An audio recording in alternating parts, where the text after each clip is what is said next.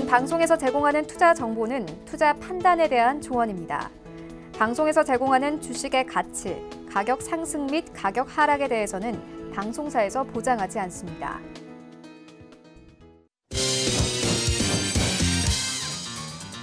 네, 오늘의 주요 헤드라인 소식입니다.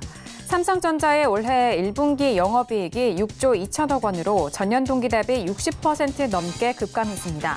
예상보다 큰 폭의 반도체 가격 하락 등이 실적 부진의 주요 원인으로 지목된 가운데 반면 LG전자는 신가전 판매 호조 등에 힘입어 직전 분기보다 11배 늘어난 영업이익 8,996억 원을 기록했습니다. 오늘부터 본격적인 5G 서비스가 시작됐습니다. 이에 따라 KT와 LG유플러스는 이례적으로 가입자 유치수를 공개하는 등 초기 주도권을 잡으려는 이동통신사의 경쟁이 과열 양상을 보인 가운데 방송통신위원회는 단말기 지원금을 기습 상향한 SKT에 대해서 과태료 부과를 검토 중이라고 밝혔습니다. 정영진 신세계그룹 부회장이 이마트 주식 14만 주를 매입했습니다. 해당 매매가액은 약 241억 원으로 신세계그룹 측은 정용진 부회장의 이번 추가 주식 매입이 최근 이마트 주가 하락에 따른 대주주의 책임 경영 차원에서 이뤄진 것이라고 설명했습니다.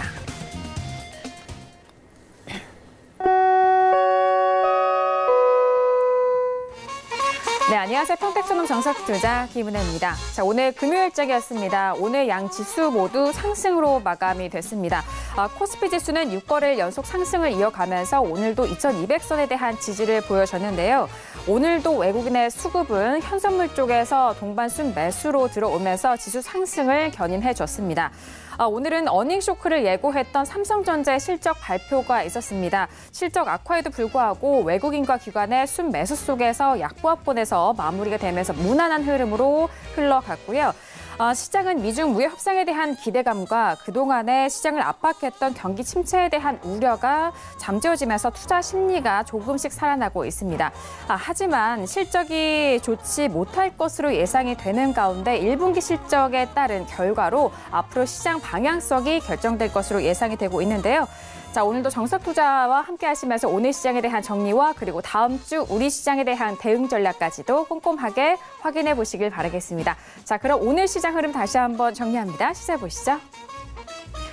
네, 오늘 코스피 지수는 전일 대비 0.14% 상승한 2209.61에 장을 마쳤습니다. 수급상 확인하시죠. 기관과 외국인의 동반 순매수, 반면 개인 홀로 순매도 이어갑니다. 코스피 시가총액 상위 종목 확인합니다. 삼성전자는 약보합권 마감 속에서 46,850원에 장을 마쳤습니다. SK하이닉스는 오늘 강보합권 마감 속에서 79,000원에 오늘장 마무리가 됩니다.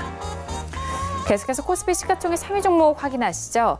셀트리온은 약보합권 마감 속에서 19만 2천원에 마무리가 됐고요. 현대모비스는 오늘 3% 가까운 상승 속에서 22만 5천원에 오늘장 마무리가 됐습니다. 코스닥 지수는 전일 대비 0.02% 상승한 751.71에 장을 마쳤습니다. 수급상 확인하시죠. 개인 홀로 순매수, 반면 기관과 외국인은 동반 순매도 이어갑니다. 코스닥 시가총액 상위 종목 확인하시죠. 오늘 시가총액 상위 종목들의 혼조세로 이어갑니다. 셀트리온 헬스케어는 약보합권 마감 속에서 67,900원에 마무리가 됐고요. 바이로메드도 2% 넘는 하락 속에서 26만 5,100원에 오늘장 마무리가 됐습니다. 계속해서 코스닥 시가총액 상위 종목 확인합니다. 메디톡스도 4% 가까운 하락 속에서 60만 500원에 오늘장 마무리가 됐고요. 셀트리온 제약도 오늘 약보합권 마감 속에서 5만 7,200원에 오늘장 마무리가 됐습니다. 네, 본격적으로 금요일장 정석투자 시작합니다. 금요일장은요, 봉주 선생님과 함께합니다. 봉주 선생님 안녕하세요. 네, 안녕하세요. 네, 반갑습니다. 자, 오늘 앞서서 헤드라인 뉴스를 통해서도 말씀드렸고 오프닝에서도 말씀드렸는데 오늘 예상됐던 삼성전자의 1분기 실적 발표가 있었는데 정말 악재가 아닐 수가 없어요. 하지만 그럼에도 불구하고 외국인과 기관 쪽에서는 매수세가 들어왔는데 이런 전반적인 시장상 어떻게 보셨나요? 네, 오늘은 그 흐름이 상당히 조금 애매하다고 할 수가 있겠는데요. 사실 그 삼성전자 같은 경우에도 실적이 굉장히 안 좋지 않았습니까? 기존의 증권사들에서 예상하던 흐름보다 상당히 좋지 않았어요. 그럼에도 버텼다는 것은 어떤 그 인위적인 흐름이라고 할 수도 있는데요. 시장이 어느 정도 예상했기 때문이고요. 그리고 이번 주의 어떤 흐름 자체가 최대한 버티는 흐름이 나왔다 그렇게 볼 수가 있겠습니다. 그래서 이런 흐름이 나오지 않았나 생각하고요. 오늘 같은 경우에는 어제 말씀을 드렸었죠. 반등 가능성이 있다고 말씀드렸는데 그런 흐름에서 좀 유지가 된 것 같습니다. 이번 주까지는 최대한 버티는 흐름, 그런 흐름을 만들어야 되기 때문에 삼성전자에 대한 어떤 그 수급이나 이런 것들이 좀 유입된 그런 흐름이고요. 수급에 대해서도 여러 가지 생각을 해봐야겠지만 어쨌든 지수를 더 이상 하락하지 않게 만드는 그런 작용을 했다 볼 수가 있겠습니다. 그래서 어떻게 보면 상황에 맞지 않는 그런 흐름이었는데요. 이번 주의 어떤 시장 흐름에는 맞는 흐름이었다 그렇게 볼 수가 있겠죠. 다만 어떤 그 여러 가지 뭐 수급이나 이런 흐름에 비해서는 시장이 그렇게 아주 강한 흐름은 아니었고요. 버티는 수준의 흐름이었다 그렇게 봤습니다. 네, 오늘 코스피 지수도 그렇고요. 코스닥 같은 경우에도 외국인과 기관의 동반 매도 속에서 간신히 보합권에서 좀 마무리가 됐습니다. 거기에 더불어서 삼성전자가 일단 좀 밀림에도 불구하고 가까스로 좀 상승세로 좀 버티는 흐름이다라는 전반적인 총평을 해드렸는데요. 삼성전자는 일단 뭐 저희 대표주이기도 하지만 우리나라의 대표주이기도 하지만 일단 삼성전자로 한 종목만으로도 비중이 크기 때문에 그를 좀 이동해서 시장에 대해서 어느 정도 좀 맞출 수 있는 그런 부분을 오늘 좀 말씀을 해드렸습니다. 참고를 해주시길 바랄게요. 자, 이렇게 오늘 봉추 선생님과 함께 금요일장 마무리를 시작해 보도록 하겠습니다. 먼저 첫 번째 시간으로 들어가 볼게요. 자, 거시적 경제 시간이 기다리고 있는데요. 이번 한 주간의 시장에 대해서 전반적인 정리와 함께 시황 점검도 도와드리고 이번 한 주간 주요 이슈에 대해서도 그 이슈 분석을 도와드리도록 하겠습니다. 자, 먼저 이번 한 주간의 시장 분석을 먼저 도와드릴 텐데 그래도 코스피 지수는 2200선에 대한 지지를 보여줬던 상황입니다. 자, 봉추 선생님 오늘 이번 한 주간의 금주의 시장 분석 도와주실까요? 네, 일단 시장의 결과에 대해서 말씀을 드리도록 하겠습니다. 코스피 같은 경우에는 2200선 돌파 후에 지지 마감했고요. 그리고 3월 고점을 돌파했죠. 전고점이라고 할 수가 있겠는데 돌파를 했고요. 그리고 2월 고점은 아직 도달하지 못했습니다. 그래서 2월 고점 도달 여부는 확인이 필요한 부분이고요. 아직까지는 조금 유동적이다 그렇게 볼 수가 있겠습니다. 자, 그리고 코스닥 같은 경우에는 21선 돌파 후에 지지 마감했습니다. 그리고 코스피를 따라가는 흐름인데요. 포인트라고 하면은 대형주가 약하다는 것이죠. 그래서 이런 대형주가 약한 흐름이 이어지면 코스닥 같은 경우에는 강한 흐름은 어렵습니다. 다만 지금 이제 또 직전 고점에 거의 다다랐기 때문에 직전 고점을 돌파를 해준다고 하면은 강한 흐름이 나올 수가 있겠습니다. 물론 그 전제 조건은 코스피가 강한 흐름이 나와야겠죠. 어쨌든 그런 부분이 생긴다고 하면은 조금 더 강한 흐름도 가능하다 이렇게 볼 수가 있겠습니다. 자, 코스피 같은 경우에는 2100선과 2200선 이 중에서 어느 쪽으로 먼저 오는지가 좀 포인트라고 말씀을 드렸었어요. 2200선을 돌파하면은 전고점, 2월 고점이죠. 2월 고점을 향해서 갈 수도 있다. 그런데 위로 상승할수록 어느 정도 부담스러운 그런 구간에 갈 가능성이 상당히 높다 말씀을 드렸었고요. 2100선을 이탈하게 되면은 지수의 하락 속도가 빨라질 가능성이 있다고 말씀드렸는데요.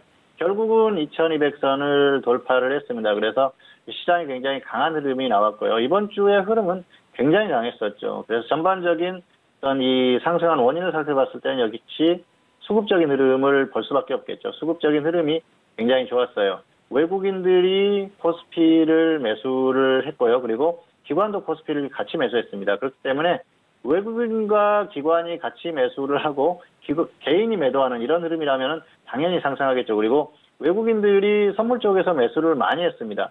선물에서 매수를 많이 했다는 건 상당히 조금 의미가 있다고 보는데요. 왜냐하면은 다음 주의 흐름까지 영향을 미칠 수 있는 그런 흐름이 아닌가 생각을 합니다.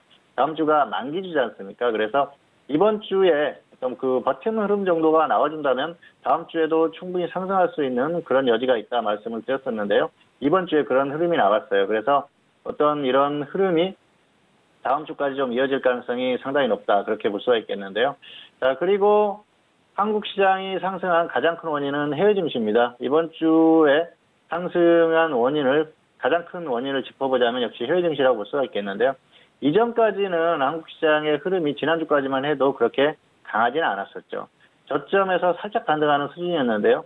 해외 증시, 미국 시장과 중국 시장이 강하게 상승을 하면서 한국 시장도 따라가는 흐름입니다. 그래서 미국 시장의 어떤 흐름, 그리고 중국 시장의 흐름, 이런 것들이 상당히 중요한 포인트가 됐다, 이렇게 볼 수가 있겠습니다. 그리고 시장의 흐름을 살펴보면 역시 앞에서 언급했듯이 수급이 상당히 좋았던 그런 흐름이죠. 그리고 외국인들이 매수하는 흐름, 그리고 그 전부터 계속해서 외국인들이 매수를 하더라도 업종에 어떤 업종에 매수가 들어오는지, 특히 전기전자 업종의 수급을 잘 보자고 말씀을 드렸었죠. 그랬는데 역시 이번 주에 전기전자 쪽에 수급이 계속해서 들어왔습니다. 삼성전자와 하이닉스 쪽에 매수가 들어왔다는 것이죠. 그렇기 때문에 삼성전자 하나만 상승하더라도 지수가 상승할 수밖에 없겠죠. 그런데 삼성전자와 하이닉스가 같이 좋은 흐름을 보였기 때문에 지수가 상승하는 흐름은 당연한 흐름이었다, 그렇게 볼 수가 있겠습니다. 그리고 4대 업종의 흐름이 좋았었어요. 4대 업종이라고 하면은 화학, 철강금속, 전기전자, 운송장비, 이렇게 4대 업종을 말씀을 드릴 수가 있는데요. 시가총액이 큰 업종들이죠. 그리고 시장을 주도해서 끌고 갈 수 있는 업종들인데요. 이번 주는 4대 업종의 흐름이 전반적으로 좋았습니다. 화학이 조금 약하긴 했는데요. 다른 업종들은 좀 더 강한 흐름을 보였습니다. 그리고 또 운송장비 같은 경우에는 기관이 많이 매수를 했고요. 나머지 업종들은 외국인이나 기관이나 그렇게 아주 그 큰 금액을 매수하는 흐름은 아니었지만은 전기전자가 워낙 강하기 때문에 따라가는 그런 흐름 정도가 나왔습니다. 그래서 이번 주는 지수가 상승할 수 있는 여러 가지 여건이 맞았다, 그렇게 볼 수가 있겠고요. 상승하는 게 당연한 흐름이었다, 그렇게 볼 수가 있겠습니다. 다만 이제 우리가 여기서는 생각해 볼 부분이 있을 것 같습니다. 그래서 삼성전자와 하이닉스, 시장을 끌고 가는 이런 종목들이 과연 계속해서 상승을 할 것인지, 그리고 이 전기전자 업종의 외국인들의 매수세가 유입되고 있는 흐름이 이어질 것인지, 그런 부분에 대해서 생각을 해볼 필요가 있을 것 같고요. 지금은 일단 지수가 반등하면서 2200선을 돌파를 했죠. 그리고 버티는 흐름입니다. 이런 흐름이 나온다고 하면은 다음 주가 만기주기 때문에 어떤 그 급등 나가는 그런 흐름이 나올 수가 있겠죠. 그래서 이번 주까지의 흐름을 봤을 때는 다음 주에 좀 강한 탄력이 나올 수도 있을 겁니다. 물론 고점 돌파 여부는 확신할 수는 없지만은 이번 주의 고점은 충분히 돌파할 수 있지 않을까, 그런 생각이 들고요. 그리고 중요한 건 역시 추세적인 흐름에 대한 부분인데요. 지금 단기적으로 지수가 어느 정도 반등의 한계치에 다가서는 그런 모습이라고 볼 수가 있겠죠. 직전 고점이기 때문에 그렇게 생각을 할 수가 있습니다. 그래서 여기에서는 변곡점이 될 수 있는 그런 부분인데요. 한국 시장 같은 경우에는 상당히 약하죠. 그동안의 어떤 결과를 놓고 보면 해외 증시보다 훨씬 약합니다. 미국 시장 그리고 중국 시장에 비해서 약하죠. 미국 시장 같은 경우에는 단기 저점에서 23% 이상 상승을 했고요. 그리고 중국은 33% 상승을 했습니다. 그런데 한국은 13%도 안 돼요. 그렇기 때문에 훨씬 약하다는 것이죠.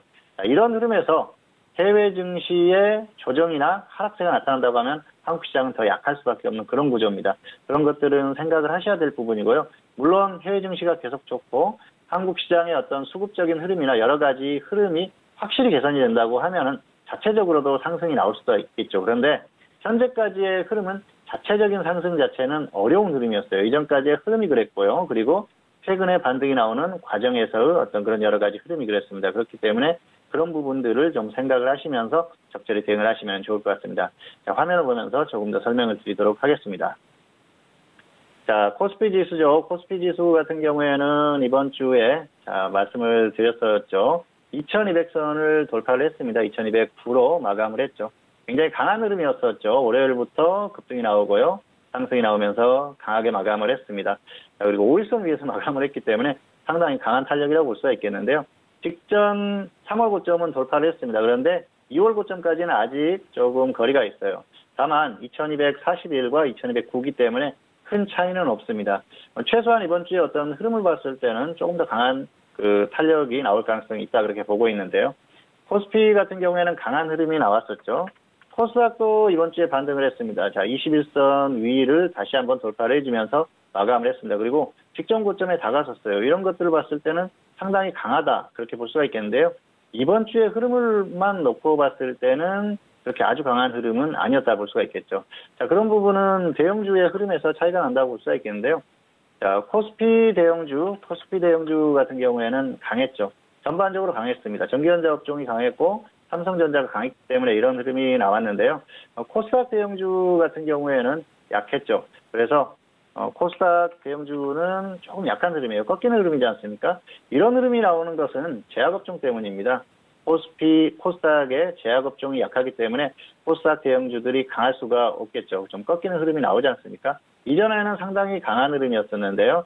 최근에 이번 주의 흐름 자체는 그렇게 아주 강하지 않았다. 이번 주 코스닥 제약 쪽에는 악재가 있었지 않습니까? 코롱 티슈진, 코롱 생명과학이 쪽에 좋지 않은 흐름이 있었기 때문에 전반적으로 영향을 받은 흐름이에요. 그래서 그런 것들이 이어지고 제약업종이 이런 좋지 못한 흐름이 나온다고 하면은 추가적으로 조금 그 강한 흐름이 나오기는 어렵다 그렇게 볼 수가 있겠습니다. 물론 다시 한번 코스닥 지수가 전고점을 돌파해주는 흐름이 나오면은 제약도 다시 힘을 낼 수가 있겠죠. 그래서 그런 부분들 또 코스피와 연계돼서 살펴볼 필요가 있을 것 같고요. 이번 주 지수 상승의 가장 큰 원인을 제공한 건 역시 해외 증시라고 말씀을 드렸습니다. 해외 증시가 상당히 강하게 반등이 나왔죠. 이번 주 S&P 500을 보면은 강한 반등세가 나왔어요.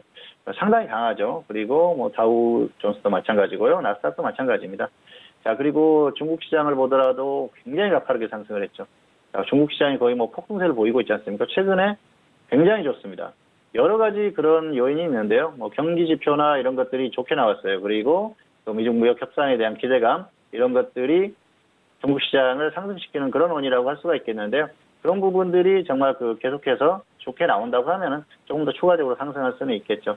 다만 단기적으로 호재가 어느 정도 다 반영이 됐다고 보기 때문에 추가적인 흐름에 대해서는 좀 더 살펴볼 필요가 있을 것 같고요. 그리고 역시 중요한 게 미국 시장이라고 볼 수가 있습니다.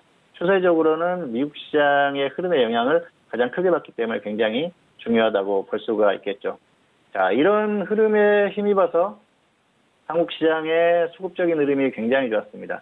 자, 외국인들이 거래소 코스피를 계속 매수하는 흐름이죠. 4월 1일 이후에 강한 매수세가 들어오는 그런 흐름이고요. 그리고 선물 쪽에서 강하게 들어왔죠, 매수세가. 특히 수요일 포인트라고 할 수가 있겠는데요. 수요일에는 장중에 만기약이 넘어갔었어요. 그러다가 이제 오후 들어서 조금씩 물량을 줄이는 차익 실현을 하는 그런 흐름이 나오면서 결국 5,900계약으로 마무리가 됐는데요. 장중에 만기약이 넘었었다는 건 상당히 큰 폭의 어떤 그 매수세라고 볼 수가 있겠습니다. 그래서 지금 어떤 그 시장에 수요일 같은 경우에는 여러 가지 포석이 있었을 수도 있습니다. 자, 여기까지 반등이 나오고 나서 어느 정도 물량을 정리하고 목요일이나 금요일의 어떤 흐름에 따라서 추가적으로 매수를 하면서 더 상승을 시키든지 아니면 차익 실현을 하든지 그런 부분에 대한 고민을 할 수가 있었겠죠. 그런데 목요일, 금요일 또 해외 증시의 이런 흐름 이런 것들을 봤을 때는 충분히 추가적으로 더 끌고 갈 수 있겠다는 생각에 매수가 더 많이 들어온 그런 흐름이고요. 매수를 하면서도 크게 반등은 안 나왔어요. 그래서 향후에 조금 더 반등이 나올 수 있는 그런 여지도 있고요. 다만 목요일의 어떤 흐름을 봤을 때는 상당히 눈치를 보는 흐름이었습니다. 수급적인 흐름에 비해서 지수가 크게 반등이 나오지 못하는 그런 흐름이었기 때문에 한국 시장은 해외 증시나 이런 쪽에 눈치를 계속 보는 그런 흐름이 나오고 있습니다. 자, 그리고 업종의 흐름을 보자고 말씀을 드렸는데요. 자, 코스피 전기전자 쪽에 외국인들의 매수가 다시 들어올 것인가 그런 부분에 대한 고민을 해보자고 말씀을 드렸었죠. 자, 이전에는 계속해서 매도하는 흐름이 한동안 나왔지 않습니까? 그러다가 최근의 흐름이 다시 매수세로 들어왔어요. 3월 21일 이후에 매수가 들어오지 않습니까? 특히 이번 주에 전기전자 업종의 매수가 많이 들어왔죠. 그렇기 때문에 전기전자 업종이 좋을 수밖에 없겠죠. 삼성전자, 또 하이닉스 이런 종목들이 강하게 반등을 해주면서 지수를 반등시키는 흐름입니다. 삼성전자와 하이닉스 두 종목만 하더라도 전체 코스피 비중에서 23% 정도가 됩니다. 그렇기 때문에 어마어마한 그런 수치예요. 거의 4분의 1 정도가 되기 때문에 이 두 종목이 상승하면은 지수가 상승할 수밖에 없는 그런 구조입니다. 특히 전기전자 업종이 상승을 해준다면 더 그렇겠죠. 그리고 자, 다른 업종들도 보시도록 하겠습니다. 자, 보시면은 화학을 보시면은 수급적으로는 별로 그렇게 좋지 않죠. 그리고 철강금속. 자, 철강금속 어떻습니까? 철강금속도 매수가 들어왔지만 크지는 않습니다. 운송장비를 보면은 기관에서 매수를 좀 많이 해준 흐름이에요. 그래서 운송장비의 상승은 당연한 흐름이었다 그렇게 볼 수가 있겠는데요.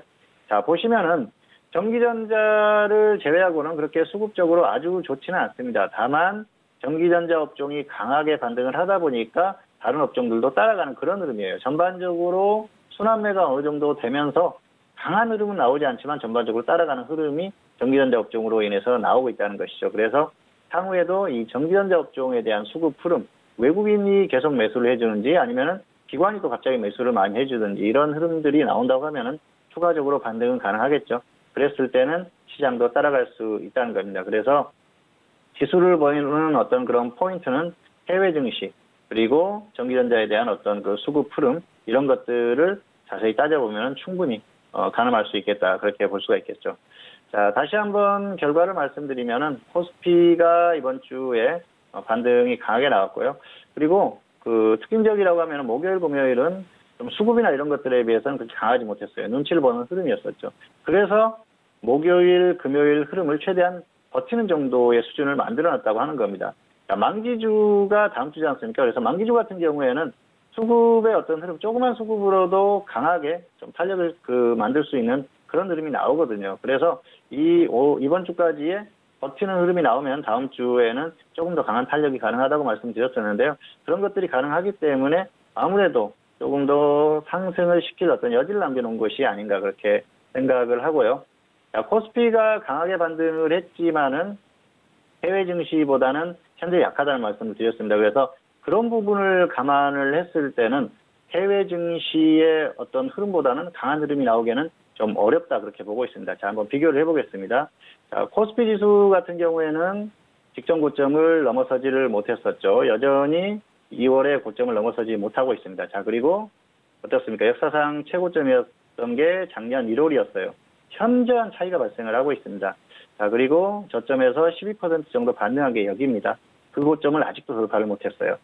자, 미국 시장을 한번 보시도록 하실까요? 미국 시장에 자, 작년 한국과 같이 역사상 최고점을 1월에 찍었었죠. 그리고 나서 9월에 재돌파를 했어요. 그리고 그 돌파한 곳을 다시 돌파하려는 흐름입니다. 그렇기 때문에 미국 시장이 상당히 강하다는 것이죠. 그리고 저점에서 23% 정도 이미 반등이 나왔습니다. 엄청난 강세죠. 한국 시장에 비해서 엄청난 강세가 나오고 있습니다. 그리고 중국 시장은 최근 저점에서 33% 정도 반등이 나왔어요. 상당한 강세라고 할 수가 있습니다. 그런 거에 비하면 한국 시장은 상당히 약하다는 것이죠. 그래서 그런 최근의 어떤 탄력이나 이런 것들을 봐서도 상당히 약한 그런 흐름이 나오고 있다고 볼 수가 있겠고요. 그리고 문제는 역시 해외 증시입니다. 미국 시장 같은 경우에도 지금 차트상으로 보면은 우리가 헤드앤숄더라고 하지 않습니까? 물론 지수가 꼭 어떤 그 기술적인 흐름에 따라서 가지는 못하지만 여기서 고점을 돌파하더라도 바로 꺾이거나 아니면 여기서 바로 꺾이게 되면은 상당히 불안한 흐름이 되는 것이죠. 자, 단기적으로는 여러 가지 이슈를 만들어가면서 지수를 상승시켰어요. 미중무역 협상에 대한 기대감 그리고 경기 지표들이 좋게 나왔었죠. 그러면서 상승이 나왔지만은 자 보십시오.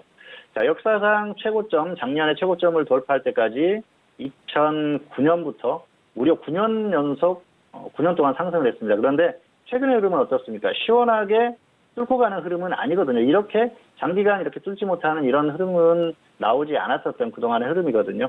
가격에 대한 부담이 있다는 것입니다. 자, 낙폭이 있을 때는 반등을 가볍게 시킬 수 있는 흐름은 있지만은 고점 부근에 왔을 때는 부담을 느낀다는 것이죠. 그런 흐름이 지금 해외 증시에서 어느 정도 나오고 있는 흐름이기 때문에 가격에 대한 부담은 분명히 있다. 그래서 여기서 꺾이게 되면은 상당히 무거운 흐름이 가능하다 생각하고요. 한국 시장 같은 경우에는 미국 시장이나 중국 시장이나 해외 증시보다 현재 약한 흐름이기 때문에 해외 증시가 간다고 하더라도 강하게 따라가기는 좀 어려운 부분이고요. 물론 어느 정도 따라갈 수는 있겠죠. 그런데 꺾였을 때는 더 꺾일 가능성이 있습니다. 다만 이번 주에 어떤 흐름을 봤을 때는 다음 주에 조금 더 반등할 여지는 있다. 하지만은 추세적으로 봤을 때는 역시 해외 증시보다 현재 약한 흐름 그리고 한국 시장 자체적으로는 아직까지는 혼자서 강하게 상승할 만한 여지는 없는 흐름이 아닌가 이 정도로 결론을 내릴 수가 있을 것 같습니다. 네, 이번 한 주간의 금주의 시황 분석을 도와드렸습니다. 해외 증시에 대한 상승세임에도 불구하고 그에 반면 우리 증시는 그만큼 탄력을 내지 못했었던 이번 한 주였습니다. 좀 바꿔 말하면 일단 해외 증시가 좀 약세 흐름을 보인다면 우리 증시에 대해서 좀 하방 쪽으로 더욱더 빠질 수 있는 우려가 있다라는 그런 전반적인 이야기도 해드렸습니다. 이런 총평에 있어서 다시 한번 좀 정리를 해보시고 다음 주 우리 시장에 대한 대응 전략도 미리 또 함께 함께 챙겨보시길 바라겠습니다. 자, 이번 한 주간의 금주의 장 분석도 도와드렸고요. 그렇다면 이번 한 주간 이슈 분석도 도와드리도록 하겠습니다. 이번 한 주도 참 다양한 이슈가 있었는데요. 3가지 이슈로 좀 추려서 정리를 해볼까 합니다. 자, 봉주 선생님, 일단 시장에 대한 정리도 도와드렸고 이런 시장이 움직일 수 있었던 이슈에 대해서도 정리해 주실까요? 네, 이번 주도 3가지 이슈를 준비를 했는데요. 첫 번째로는 미중 무역 협상, 그리고 두 번째로는 실적 발표와 증시 영향, 그리고 세 번째로는 금 가격 상승과 경기 흐름에 대해서 말씀을 드리겠습니다. 자, 아무래도 이번 주에 가장 큰 관심을 받았던 건 미중 무역 협상이 아닌가 생각합니다. 다른 여러 가지 이슈들도 있었죠. 3일부터 미국과 중국이 미국에서 고위급 협상을 시작을 했습니다. 그래서 장관급 협상이라고 하죠. 고위급 협상이 시작을 했는데요. 이 협상이 이제 어느덧 막바지로 가고 있다, 그런 전망들을 하는 것 같습니다. 사실 그동안에 다양한 협상을 진행했고 다양한 이슈들을 가지고 협상을 했었죠. 그런데 이런 부분이 마지막으로 가는 그런 부분이 아닌가 생각을 하고요. 어쨌든 그동안 우여곡절이 많았습니다. 12월 1일에 트럼프 대통령과 시진핑 주석이 G20 정상회의에서 만났었죠. 그리고 나서 무역협상을 시작하겠다. 당시만 하더라도 무역협상이 상당히 어려운 것이 아닌가 생각을 했습니다. 왜냐하면은 트럼프 대통령이 협상기를 100일로 못 박았던 그런 상황이죠. 그래서 100일이라는 그 기간 자체가 너무 짧기 때문에 과연 그 기간 동안 협상이 순조롭게 이루어질 것인가, 그런 부분에 대한 걱정을 많이 했었고요. 실제로도 협상이 더디게 진행이 됐었죠. 그리고 결과가 나오지를 않았었어요. 중간에 굉장히 충돌하는 부분이 많았습니다. 특히 미국이 요구하는 바에 중국이 거의 화답하지 못하는 그런 여러 가지 그런 부분들이 있었죠. 그런데 최근에 이제 흐름이 조금씩 바뀌는 흐름이긴 합니다. 또 트럼프 대통령이 기한을 연장을 했죠. 그래서 100일로 못 박지 않고 기한을 연장하면서 추가적으로 협상을 하겠다. 그렇게 하면서 어떤 그 협상의 길을 터준 그런 흐름입니다. 그래서 그런 부분들이 또 좋게 작용을 하는 것 같고요. 그리고 이제 고위급 회담에서 조금씩 어느 정도 성과가 나오는 그런 부분이기도 합니다. 자, 그래서 향후에 어떤 그 결과를 또 이제 호의적으로 좋은 결과가 나오기를 생각을 그렇게 하는 그런 부분인 것 같은데요. 트럼프 대통령이 기한을 연장하면서까지 협상을 계속 이어가는 그런 모습, 이것은 두 가지로 좀 나눠서 생각을 해볼 수도 있을 것 같아요. 첫 번째로는 정말로 제대로 협상을 하기 위해 기한을 연장하는 것이죠. 그래서 좋은 결과, 정말 제대로 된 결과물을 내기 위해서 협상을 하는 것입니다. 물론 중국이 많은 양보를 해야겠죠. 중국이 많은 양보를 해야지 협상을 이루어질 부분이고요. 사실상 협상이라고 하지만은 미국이 요구하고 중국이 들어줄 것인가 말 것인가, 그런 부분에 대한 협상을 진행하고 있어요. 자, 그동안 무역전쟁을 하는 동안에 미국은 중국에게 관세 부과를 했었고요. 중국도 맞불로 왔지 않습니까? 그런데 사실 그 무역전쟁을 하는 동안에는 상호 간의 어떤 그 무역전쟁이었다 하면은 할 수가 있겠죠. 그런데 지금 현재 협상 같은 경우에는 미국이 요구를 하고 중국이 그것을 수용할 것인가, 그런 부분에 대한 협상을 진행한다고 보시면 됩니다. 결과적으로는 미국의 요구를 중국이 조금씩 수용하는 폭을 넓혀가는 그런 흐름이라고 볼 수가 있겠는데요. 자, 이렇게 제대로 된 협상을 진행하기 위해서 기한을 연장했다, 그렇게 볼 수가 있겠죠. 그렇게 되면은 협상이 제대로 되고 또 협정을 맺게 되면은 미국이나 중국이나 최선의 결과가 아닌가 생각을 합니다. 미국 측으로서는 많은 것을 가져가게 되고요. 중국으로서도 어느 정도 한숨을 돌리게 되겠죠. 시간도 벌 수가 있고요. 그리고 한숨 돌리는 그런 어느 정도 여유를 가질 수 있는 그런 부분이기 때문에 좋은 의미다, 그렇게 볼 수가 있겠는데요. 두 번째로는 어떤 이게 정치적인 모션이라는 겁니다. 트럼프 대통령이 어떤 정치적인 제스처라는 것이죠.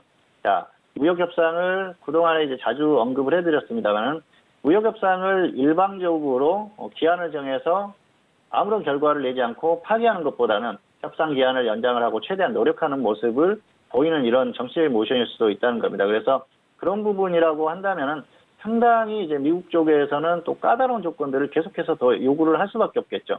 최근에도 중국 쪽에서 미국의 요구를 어느 정도 수용을 하는 그런 흐름이라서 협상이 거의 막바지 다다랐다, 이제 협정문을 만들 것이다, 그런 얘기가 나오고 있는데요.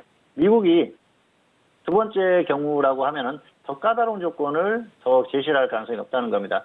계속해서 조금씩 중국이 들어줄 수 없는 요구 조건을 더 그 얘기를 할 가능성이 높다는 것이죠. 그렇게 되면은 협상 자체는 계속해서 늘어질 가능성이 크고요. 그리고 협상이 제대로 될 가능성이 떨어지는 것이죠.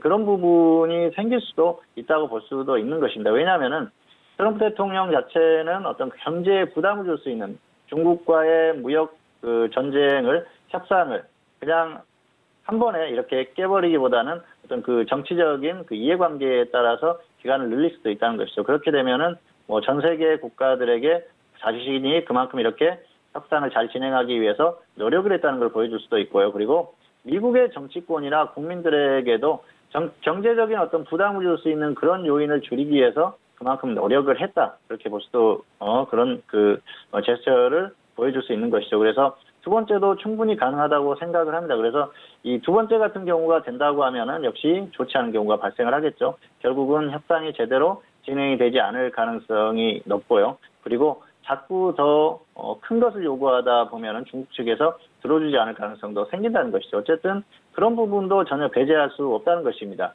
왜냐하면 그동안 트럼프 대통령의 어떤 성향을 감안했을 때는 충분히 그런 그 일을 할 수도 있는 그런 인물이기 때문입니다. 그리고 계속해서 어떤 그 본인의 그 말과 행동들이 조금씩 달랐었던 그런 부분도 있었지 않습니까? 그래서 그런 것까지 전혀 배제할 수는 없는 그런 상황이 아닌가 생각을 합니다. 물론 최근의 흐름은 좋습니다. 최근의 흐름 같은 경우에는 트럼프 대통령을 비롯해서 미국의 고위급 인사들도 좋은 얘기를 하고 있어요. 트럼프 대통령은 수준의 협정을 맺을 것이다. 그런 얘기도 했죠. 그리고 카들로 위원장 같은 경우에도 협상이 잘 진행이 되고 있다. 뭐 중국에서 아주 우리에게 잘 대해주고 있다. 이런 얘기를 했고요.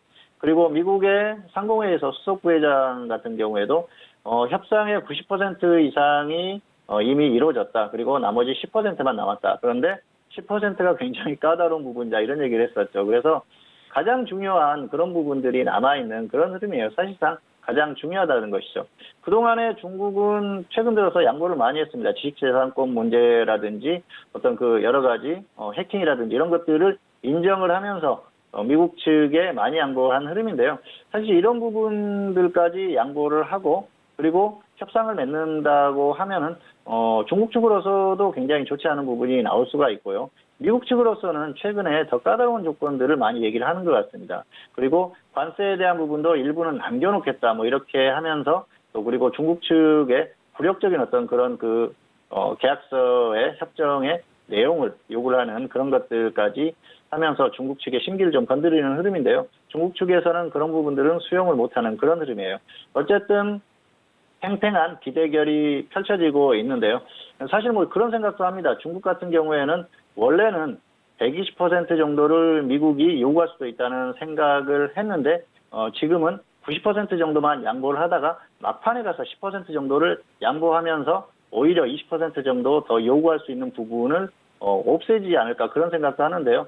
중국도 아주 큰 것까지 생각을 하다가 그것까지는 좀 여지를 남겨둘 수 있다. 그래서 협상이 오히려 지금 10% 정도가 이루어지지 않는 부분이 막판에 이루어질 수 있다고 생각을 합니다. 중국 측에서 그 정도까지 생각을 하고 협상에 임했다고 하면 가능할 수도 있겠죠. 그런데 트럼프 대통령 같은 경우에는 협상이 제대로 이루어진다고 하더라도 언제든지 또 말을 바꿀 수 있는 그런 인물 아니겠습니까? 그래서 뭐 협상이 제대로 되고 좋은 흐름이 나온다. 그렇다고 하더라도 향후에 언제든지 상황이 바뀔 수 있는 게 가장 큰 문제라고 할 수가 있겠고요. 아직까지 협정이 제대로 체결되거나 그런 건 아닙니다. 그리고 향후에 이제 협의돼야 할 그런 문제들이 많이 있고요. 앞으로 이번 달 안에 마무리 짓고 싶다. 미국 쪽에서 얘기를 하지 않습니까? 그래서 시간이 많이 남아있기 때문에 얼마든지 변수가 발생할 수 있다고 보고요. 중요한 건 시장의 어떤 흐름인데요. 금융시장이나 어떤 그런 흐름들, 증시나 이런 쪽에서는 무역협상이 제대로 진행이 될 것이고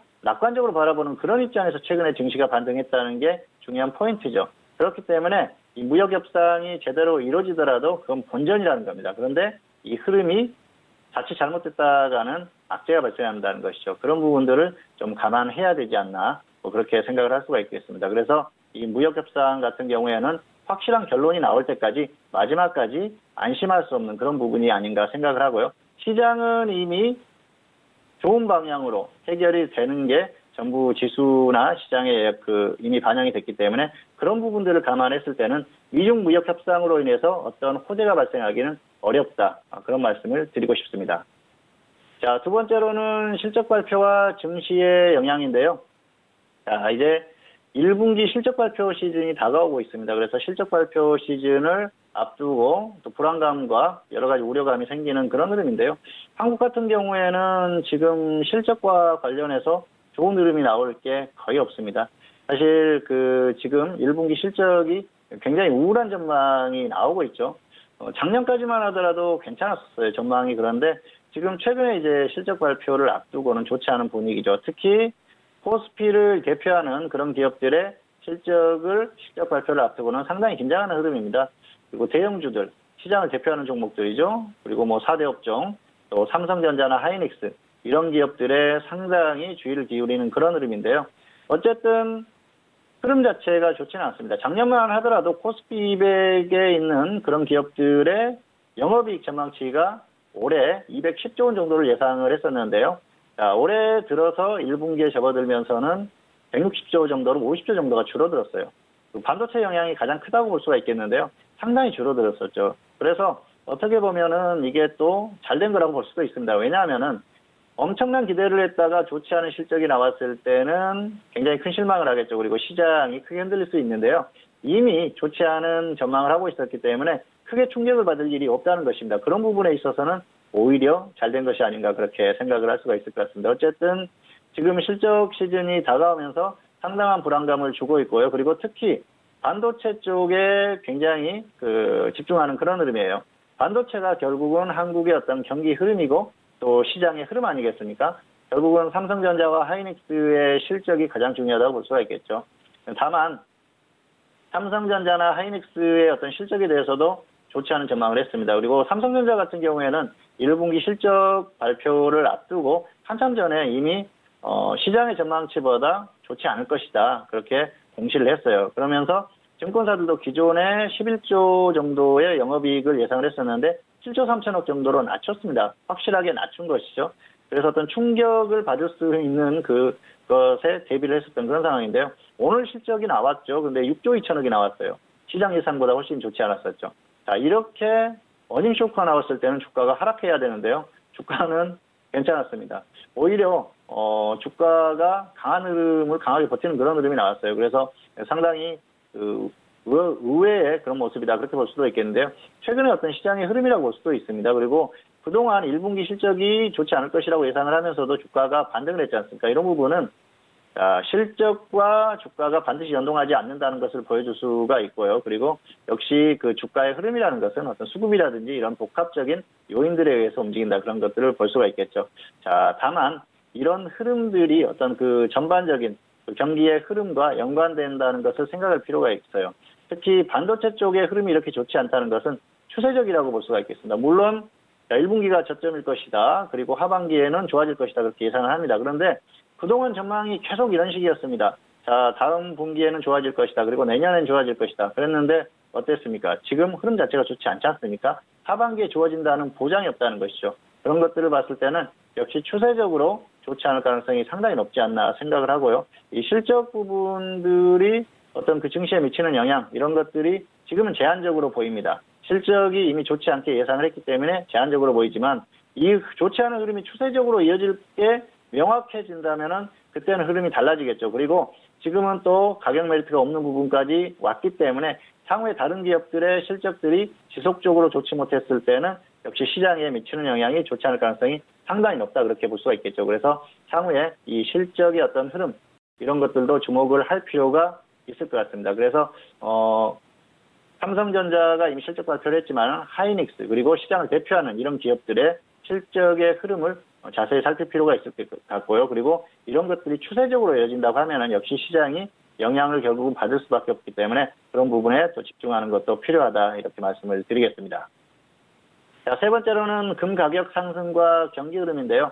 작년부터 이어진 금값의 상승이 이어지고 있다. 그런 결과가 나오고 있죠. 금값이 실제로 상승을 하고 있습니다. 금 가격, 원수로 표현을 하죠. 이런 것들이 계속해서 상승을 하고 있는 그런 흐름이고요. 여러 가지 또 지표 이런 것들이 좋아지고 있습니다.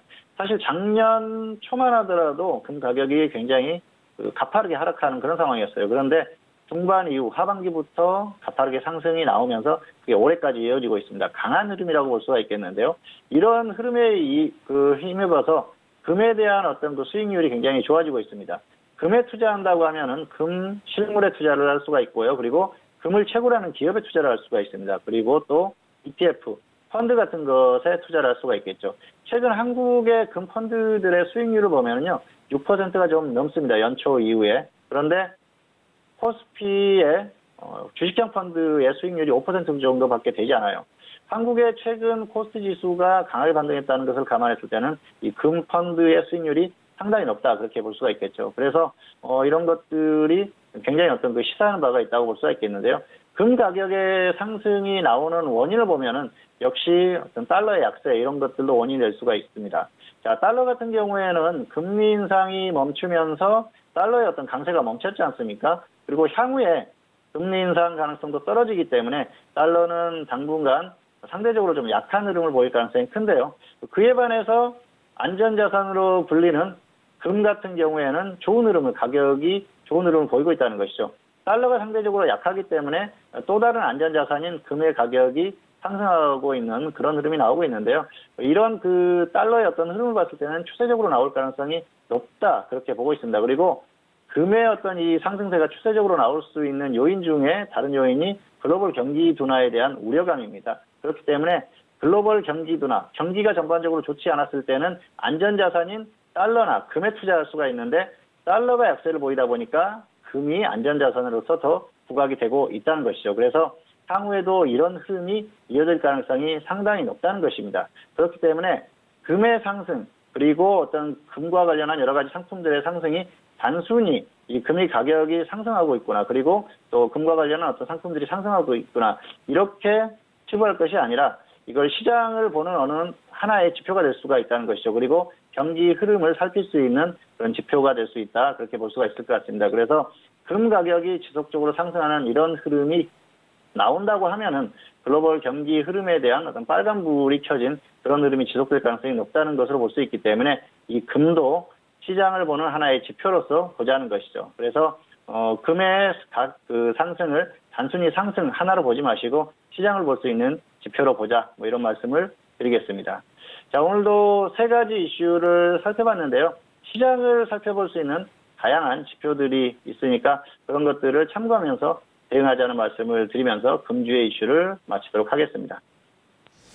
네, 금주의 이슈 세 가지 이슈에 대해서 분석을 해드렸습니다. 다들 많이들 또 관심 있어 하시는 부분이었는데 미중 무역 협상에 대한 부분은 일단 협상 타결에 대한 기대감은 이미 시장에 선 반영된 상태이기 때문에 타결된 이후에 대한 효과를 보자고 한다면 좀 제한적일 것이다라는 그런 분석을 해드렸습니다. 그리고 두 번째 이슈는 실적 발표와 함께 증시에 대한 영향을 또 짚어드렸는데 1분기 실적 시즌입니다. 실적에 대해서는 예상치가 좀 좋지 못한 상황인데 이 역시도 일단 좀 선 반영된 부분도 있고 더욱더 이 어닝 쇼크를 기록했을 때는 증시에 대해서 또 다른 방향성으로 보여질 수도 있기 때문에 항상 실적 발표를 잘 염두를 하시고 시장에 대해서 대응을 하셔야 될 것 같고요. 자, 그리고 일단 금의 강세와 그리고 달러 약세 예상과 함께 이 글로벌 경기 둔화 우려감을 또 시사하는 부분이 있습니다. 이 부분에 대해서는 올 초부터 워낙 많이들 노출이 됐었던 상황이고 그로 인해서 달러에 대한 부분 현재까지 강세 흐름 보여주고 있는데 앞으로의 달러 약세에 대한 전망과 그리고 금의 강세에 대한 부분까지도 주요 지표로도 살펴드렸습니다. 자, 이렇게 거시적 경제 시간까지 알아봤고요. 이어서 선생님 질문했을 시간으로 넘어가 보도록 하겠습니다. 자, 오늘도 다양한 질문들 많이 접수해 주셨는데요. 첫 번째 질문부터 확인해 보도록 할게요. 자, 오늘의 첫 번째 질문은 끝자리 3792님의 질문 확인합니다. 세보 MEC를 매수가 12,000원의 비중 30% 질문 주셨는데요. 자, 오늘장의 세보 MEC의 종가 먼저 확인해 보도록 하겠습니다. 자, 오늘의 종가는요. 세보 MEC 종가 확인해 볼게요. 자, 오늘은 12,450원에 마무리가 된 상황입니다. 보합권 흐름에서 마무리가 됐는데 소폭 수익 보고 계세요. 봉투 선생님은 세보 MEC를 어떻게 볼까요? 네, 학점은 F고요. 본전 근처 매도 후에 재매수하시기 바랍니다. 지금 본전 이상이기 때문에 매도 후에 다시 보시는 게 맞을 것 같습니다. 초경 매수하셨어요. 그리고 이거 테마주죠. 차트 잠깐 보시겠습니다. 12,000원에 매수하셨는데요. 여기에서 매수하신 겁니다. 자, 지금 단기에 30% 이상 반등이 나왔죠. 추격 매수를 하신 거기 때문에 좋지 않다고 볼 수가 있겠고요. 이게 경협주로 움직이는 종목이에요. 삼성의 북한 진출 관련해서 이슈가 되고 있었던 그런 종목이죠. 결국은 경협주라는 것이죠. 최근에 한미 정상회담이 있지 않습니까? 그런 기대감으로 가는 겁니다. 그게 아니면은 다시 꺾일 가능성이 높겠죠. 매수가가 낮다고 하면은 그냥 홀딩하다가 정상회담 전에 그 매도를 하면은 상관없는데요. 이렇게 매수가가 높을 때는 매도 후에 조정을 받으면 다시 접근하고 아니면은 관망하시는 게 낫습니다. 그리고 어떤 이벤트가 있을 때는 이벤트 전에 정리를 하자고 말씀을 드렸었죠. 정상회담 전에는 최소한 정리를 해야 되고요. 그리고 웬만하면은 매수가가 높기 때문에 언제든지 또 출렁일 수 있기 때문에 매도 후에 다시 한번 접근하시는 게 좋을 것 같습니다. 네, 첫 번째 질문은 세부 MEC에 대해서 진단을 해드렸습니다. 아쉽게도 좀 F학점으로 확인이 됐습니다. 일단 본전 근처 현재 부근도 마찬가지고요. 일단 매도에 대한 의견 주셨고 이후에 가격대 확실하게 좀 조정 이후 좀 재매수에 대한 의견 드렸습니다. 자, 이어서 다음 질문도 이어가 볼게요. 끝자리 0925님의 질문인데요. 멜파스를 매수가 3,134원에 비중은 56% 질문을 주셨습니다. 자, 오늘장의 멜파스 종가 먼저 확인해 볼게요. 자, 멜파스에 대한 종가 확인해 보시죠. 자, 오늘은요 2,165원에 마감이 됐는데 매수가 대비해서 지금 손실을 보고 계신 상황입니다. 봉추 선생님은 멜파스 어떻게 진단해 주실까요? 네, 학점은 F고요. 반등하면 마이너스 20%, 하락했을 때는 저점 이탈 시에 손절하시는 게 좋을 것 같습니다. 자, 비중이 많은데요. 매도하시라는 말씀을 드리기가 조금 어렵죠. 그런데 현실적으로 본전까지 상승하기에는 좀 어려운 흐름이 아닌가 생각을 합니다. 시장이 계속 버티고 좋은 흐름이 나온다고 하면 반등할 수도 있겠죠. 그런데 시장이 반등이 나온 것도 한계 있는 그런 흐름입니다. 그리고 최근에 IT 부품주들이 강하게 움직일 때 이 종목은 움직이지 않았어요. 흐름이 좋지 않은 것이죠. 기술적인 흐름 그리고 주가의 흐름과 기업의 흐름 자체도 좋지 않습니다. 매출이 굉장히 좋지 않은 흐름인데요. 멜파스는 주식 투자 오래 하신 분들은 다 기억을 하실 겁니다. 과거에 엄청난 흐름이 나왔었는데 지금은 과거의 흐름과는 비교할 수 없이 할 수 없을 만큼 좋지 않은 흐름이에요. 그렇기 때문에 특별히 강하게 상승할 만한 모멘텀이 생기지 않는다면 강한 상승은 어렵다고 보고 있습니다. 그리고 역시 그 대응 자체가 좀 잘못됐는데요. 차트 보시겠습니다. 3,134원이었는데요. 여기서 매수하셨습니다. 매수는 하실 수 있다고 생각을 해요. 그런데 아무 기준 없이 대응을 하셨어요. 자, 1년 넘게 보유하셨다고 하는데요. 여기서 매수하시고 상승이 나올 때도 매도를 안 하고요. 그리고 하락해도 매도를 안 합니다. 자, 물론 계속 가지고 계시다가 아래에서 좀 추가하신 것 같아요. 가격을 보니까. 그리고 마이너스 46%까지 홀딩하셨어요. 추세적인 흐름이 완전히 끝난 종목입니다. 그리고 기업 흐름 자체도 매출이나 이런 것들이 좋지 않아요. 결국은 추세적으로 가기 어렵다고 보고요. 계속 가지고 있으면 저점이 탈할 가능성이 높다고 봅니다. 다만 단기적으로 흐름이 괜찮기 때문에 반등이 나와주면 마이너스 20% 정도에 일단 잘라주는 게 좋을 것 같고요. 하락했을 때는 손절을 하시고 저점 이탈 시에 손절하고 차라리 움직일 수 있는 종목으로 교체를 하시는 게 좋을 것 같습니다. 네, 멜파스에 대해서 진단해 드렸습니다. 일단 좀 비중이 크기 때문에 좀 조심스럽게 좀 조언을 드렸는데 F학점 확인 드렸고요. 마이너스 20% 또는 저점 이탈 시 손절에 대한 의견 드렸으니까요. 현명하게 참고해 주시길 바라겠습니다. 자, 오늘도 이렇게 다양한 질문들에 대한 상담 도와드렸습니다. 말씀드린 내용에 대해서는 투자 판단에 대한 조언이고요. 해당 상품의 가치와 수익률을 보장하지 않는다는 점 이해해 주시길 바라겠습니다. 자, 이렇게 금요일장까지 모두 마무리가 된 상황인데요. 그렇다면 다음 주 우리 시장에 대한 전망도 이야기를 나눠볼게요. 봉추 선생님, 오늘장까지는 그래도 가까스로 상승으로 좀 마감이 됐는데 다음 주 월요일장부터 우리 시장 어떻게 보실까요? 네, 일단 한국은 전형적으로 눈치 보는 흐름이라고 말씀은 드렸는데요. 다음 주 같은 경우에는 반등 가능성이 높다고 생각을 합니다. 반등 이후에 조정을 다시 받을 가능성이 높다고 보는데요. 왜냐하면 이번 주의 흐름 자체를 그렇게 만들어놨어요. 그리고 수급적인 흐름이나 여러 가지를 봤을 때는 단기에 추가 반등 가능성이 높다고 생각합니다. 다만 2월에 고점을 돌파하는 강한 흐름이 나올지는 좀 유동적이다 볼 수가 있겠는데요. 그런 부분들은 아직까지는 좀 어려운 흐름이 아닌가 생각을 합니다. 다만 다음 주가 만기주기 때문에 상황에 따라서 상황이라는 건 해외 증시겠죠. 해외 증시의 어떤 흐름에 따라서 강한 흐름도 나올 수 있으니까 최소한 다음 주에 반등은 다시 나올 가능성이 높다. 하지만 반등 이후에 조정받을 가능성이 높다. 그렇게 보고 있습니다. 다만 역시 변수라면은 해외 증시이기 때문에 해외 증시의 흐름에 따라서 어떤 반등의 강도 이런 것들은 좀 달라질 수 있기 때문에 그런 부분들을 염두에 두십시오. 물론 해외 증시가 급락하는 흐름이 나오면 한국 시장도 따라갈 수밖에 없겠죠. 그런 흐름 정도만 아니라고 하면은 최소한 다음 주에는 반등을 시도할 가능성이 높다. 이렇게 보고 있습니다. 네, 알겠습니다. 일단 반등에 대한 흐름 다음 주도 좀 이어갈 것으로 예상이 되고 있습니다만 단 해외 증시에 대한 영향과 그 흐름에 따라서 우리 증시에 대해서 잘 살펴보셔야 될 것 같습니다. 자, 이렇게 오늘 금요일장에 대한 마무리도 함께 했는데요. 함께 해주신 봉추 선생님과는 여기서 인사 나누도록 하겠습니다. 봉추 선생님 오늘 말씀도 감사합니다. 감사합니다. 네, 오늘도 다양한 소식들 여러분들과 함께 했고요. 저희가 준비한 소식과 내용은 여기까지입니다. 저희는 다음 주 월요일 이 시간에 다시 돌아오도록 하겠습니다. 함께 해주신 여러분 오늘도 고맙습니다.